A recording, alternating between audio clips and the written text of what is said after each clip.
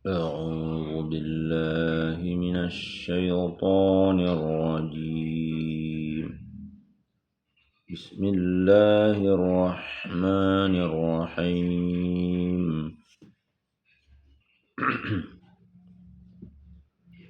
وقال الذي آمن يا قوم اتبعون أهدكم سبيل الرشاد. يا قوم إنما هذه الحياة الدنيا متاع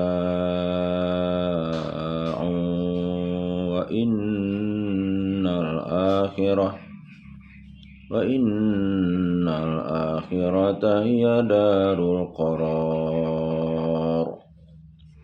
من عمل سيئة فلا يجزى إلا مثلها ومن عمل صالحا من ذكر أو أنثى وهو مؤمن فأولئك يدخلون الجنة يرزقون فيها بغير حساب.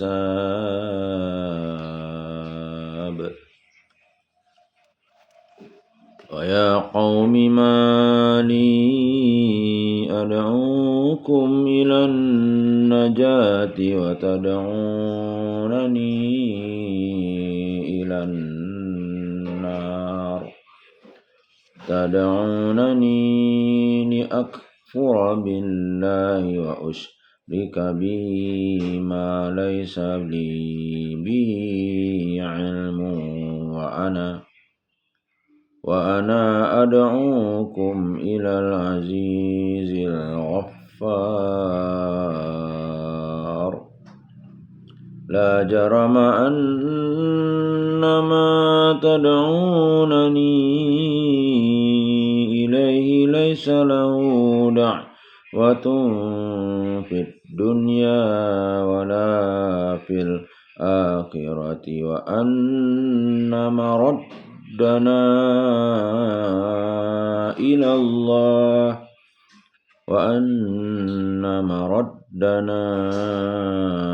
إلى الله وأن المسرفين هم أصحاب النار.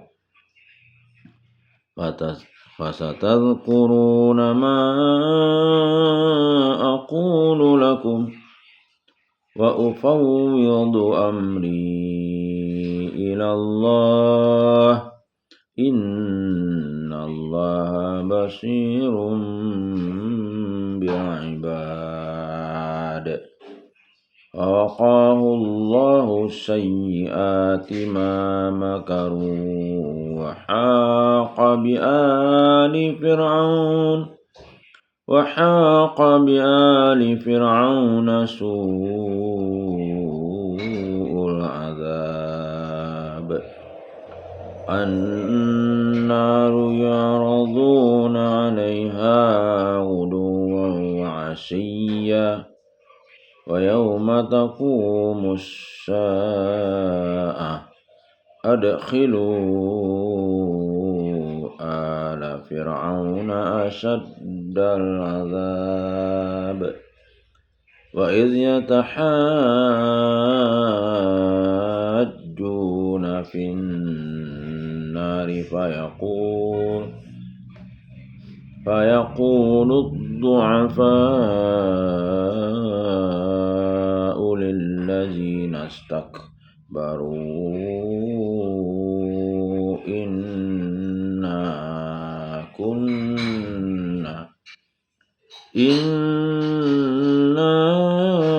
كنا لكم تبعا فهل أنتم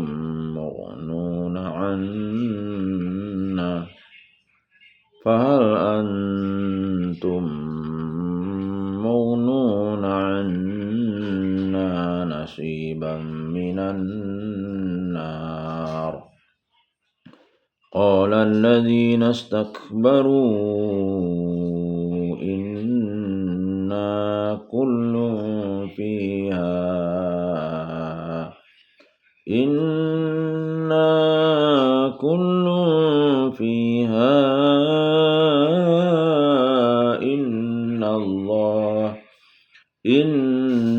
الله قد حكم بين العباد. وقال الذين في النار لخزنة جهنم ادعوا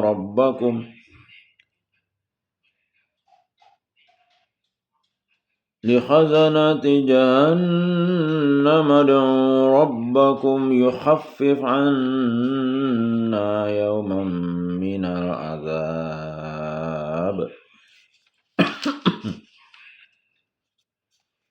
قالوا أولم تك تأتيكم رسلكم بالبينات قالوا بلى قالوا فادعوا وما دعاء الكافرين إلا في ضلال. إنا لننصر رسلنا والذين آمنوا في الحياة الدنيا ويوم يقوم الأشهاد يوم لا ينفع الظالمين معذرتهم ولهم اللعنة ولهم سوء الدار. ولقد آتينا موسى الهدى وأورثنا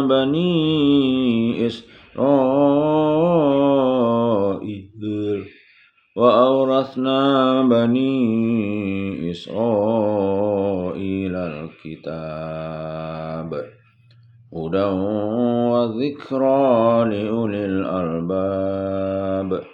فاصبر إن وعد الله حق واستغفر لذنبك وسبح بحمد ربك بالعشي والإبكار. إن الذين يجادلون في آيات الله بغير سلطان أتاهم إن في صدورهم إلا كبر ما هم ببالغه فاستعذ بالله إنه هو السميع البصير. لخلق السماوات والأرض أكبر من خلق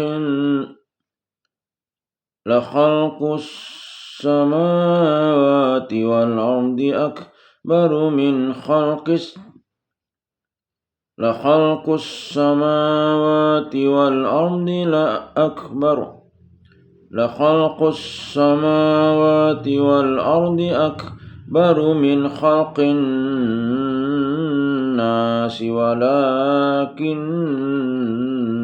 أكثر الناس لا يعلمون. وما يستوي الأعمى والبصير والذين آمنوا وعملوا الصالحات ولا المسيء قليلا ما تتذكرون. إن الساعة لآتية لا ريب فيها ولكن أكثر الناس لا يؤمنون. وقال ربكم ادعوني أستجب لكم إن الذين يستكبرون عن عبادتي سيدخلون جهنم داخرين. الله الذي جعل لكم الليل لتسكنوا فيه والنهار مبصرا إن الله لذو فضل على الناس ولكن أكثر الناس لا يشكرون ذلكم الله ربكم خالق كل شيء لا إله إلا هو فأنا تؤفكون كذلك يؤفك الذين كانوا بآيات الله يجحدون الله الذي جعل لكم الأرض قرارا والسماء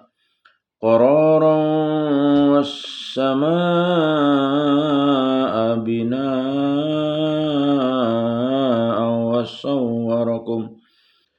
وصوركم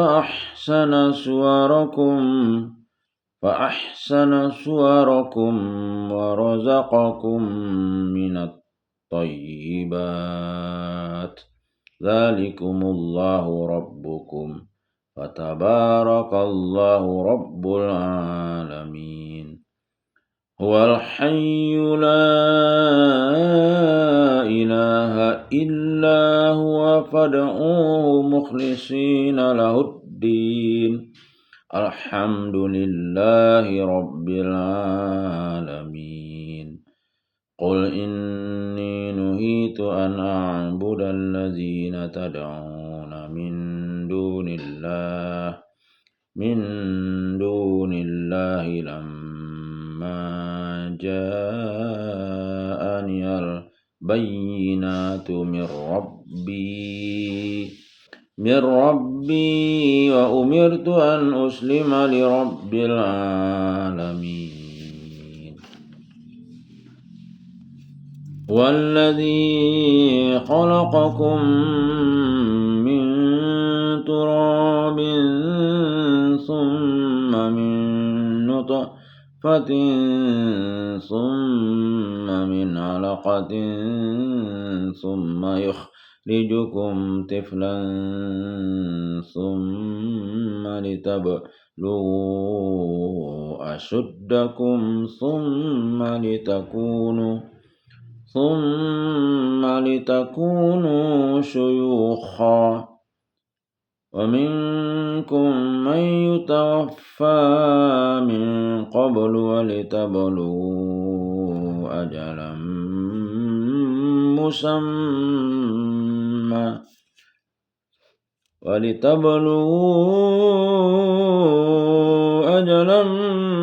مسمى ولعلكم تعقلون والذي يحيي ويميت فإذا قضى أمرا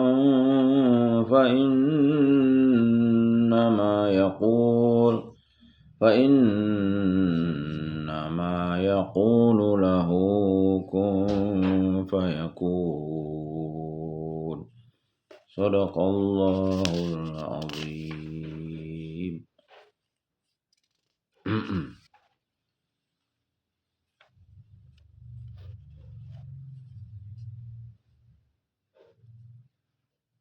Terjemah surah Ghafir ayat 38. Dan orang yang beriman itu berkata, wahai kaumku, ikutilah aku akan menunjukkan kepadamu jalan yang benar. 39. Wahai kaumku, sesungguhnya kehidupan dunia ini hanyalah kesenangan sementara, dan sesungguhnya akhirat itulah negeri yang kekal. 40. Barang siapa mengerjakan perbuatan jahat, maka dia akan dibalas sebanding dengan kejahatan itu. Dan barang siapa mengerjakan kebajikan baik laki-laki maupun perempuan, sedangkan dia dalam keadaan beriman, maka mereka akan masuk surga. Mereka diberi rezeki di dalamnya tidak terhingga.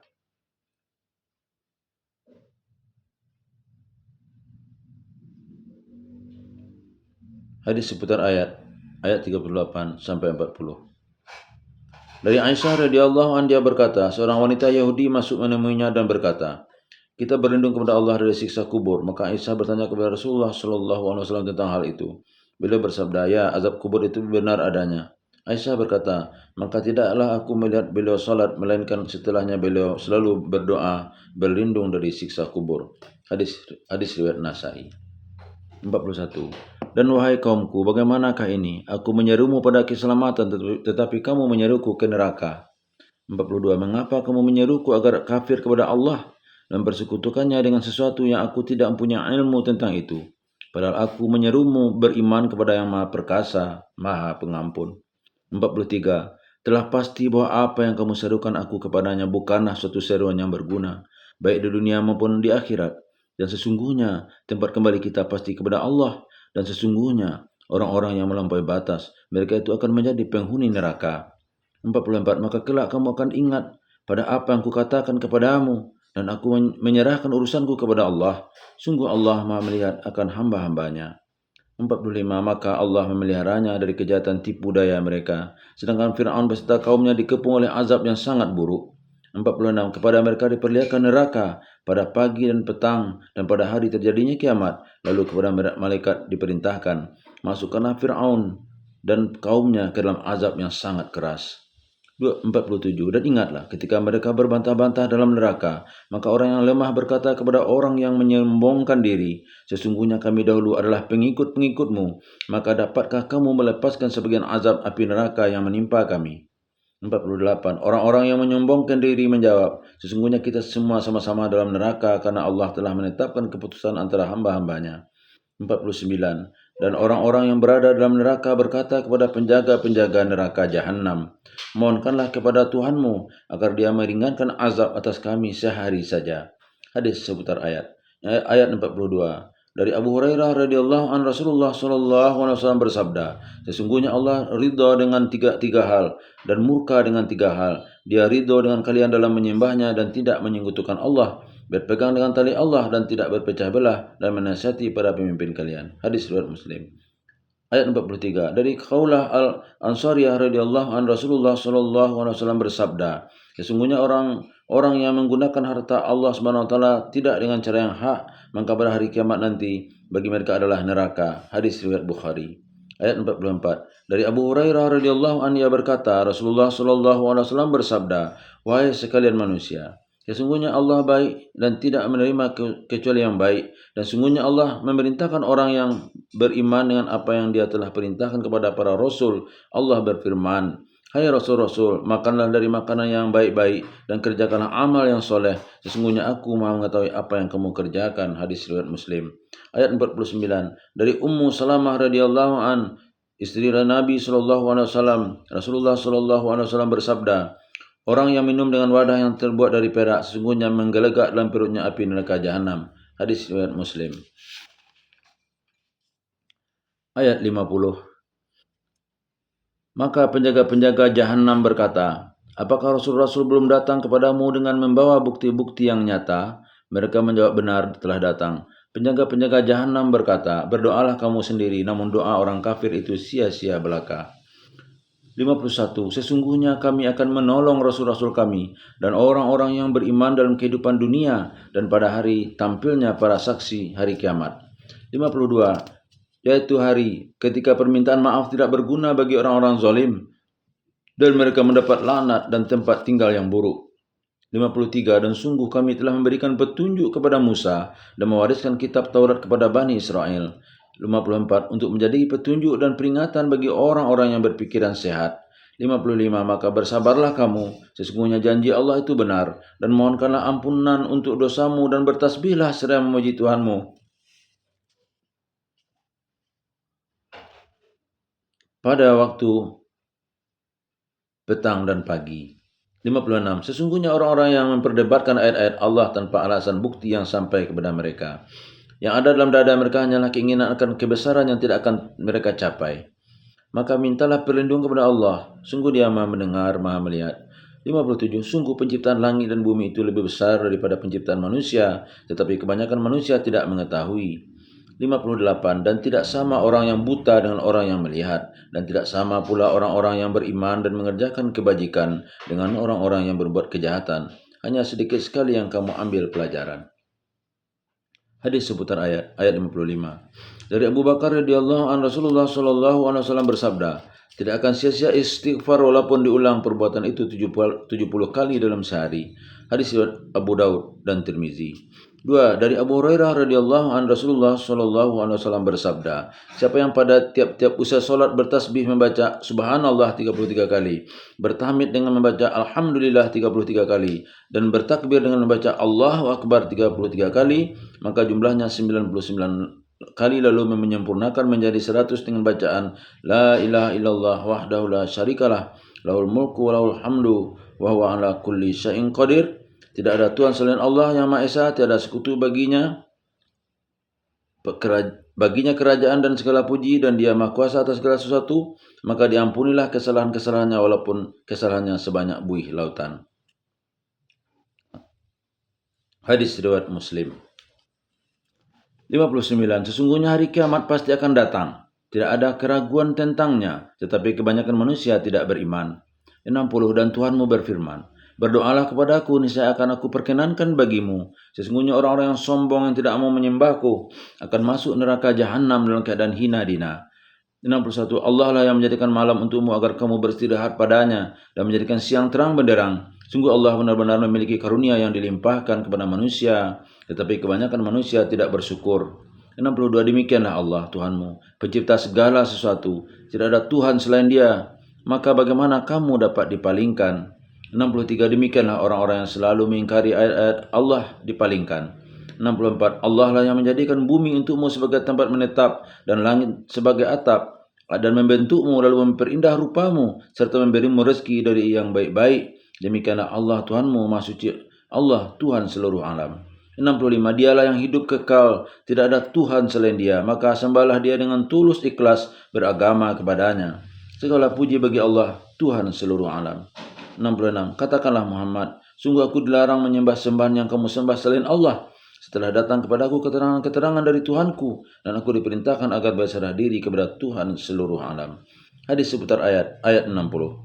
1. Dari Abu Hurairah radhiyallahu an Rasulullah sallallahu alaihi wasallam bersabda, siapa yang tidak berdoa atau memohon kepada Allah, maka Allah akan murka kepadanya.